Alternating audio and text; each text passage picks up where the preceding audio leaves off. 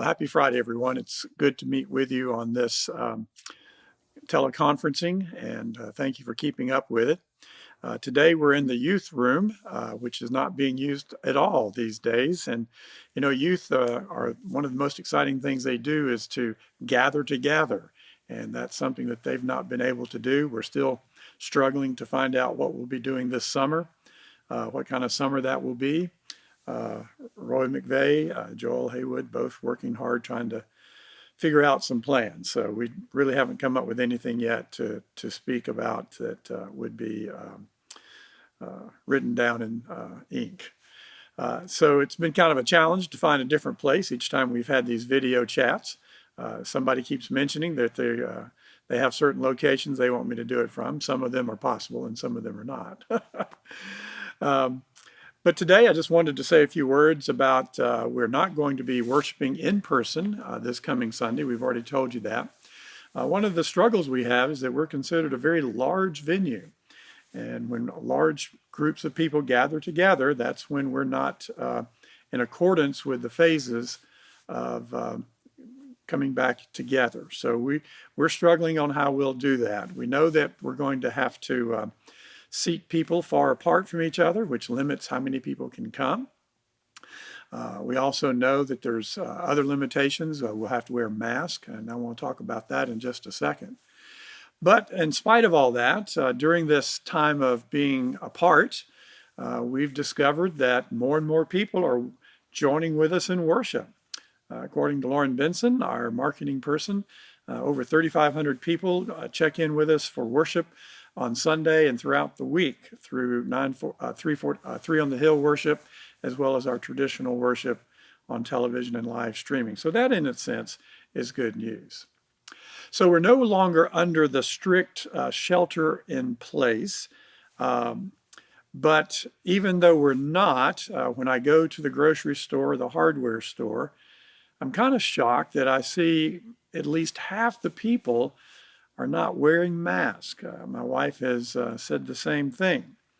It's kind of reminds me when Paul was dealing with the Corinthian church, that when they felt like that Christ had set them free from following any law.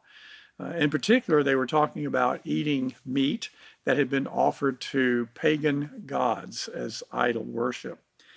And of course, the argument was, do I forego eating meat so that I don't offend a weaker brother who says that that is a sin against God?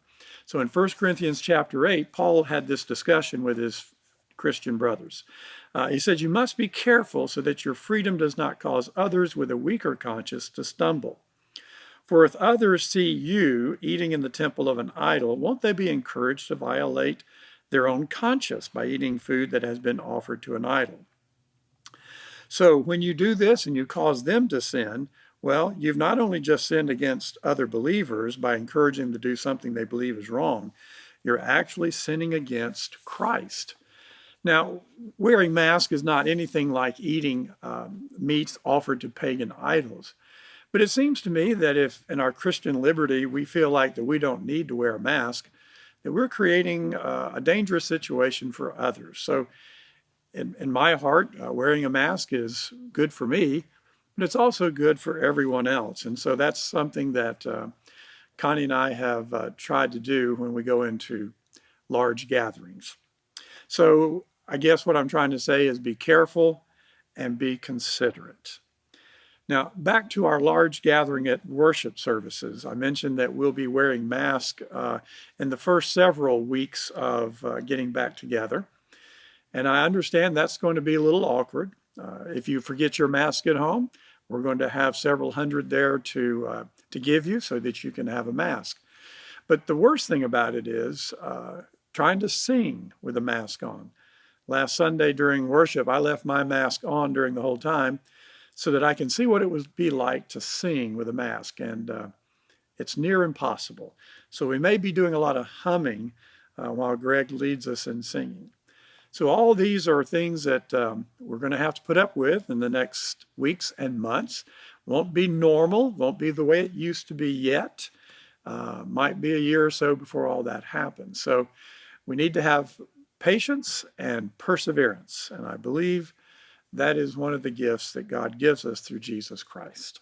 So I'm looking forward to worshiping with you this Sunday, whether you're watching on television for the traditional service or live streaming with Three on the Hill and also the traditional service. So God bless you. God keep you safe and keep you healthy, and be a witness and a servant of Jesus Christ. God bless you.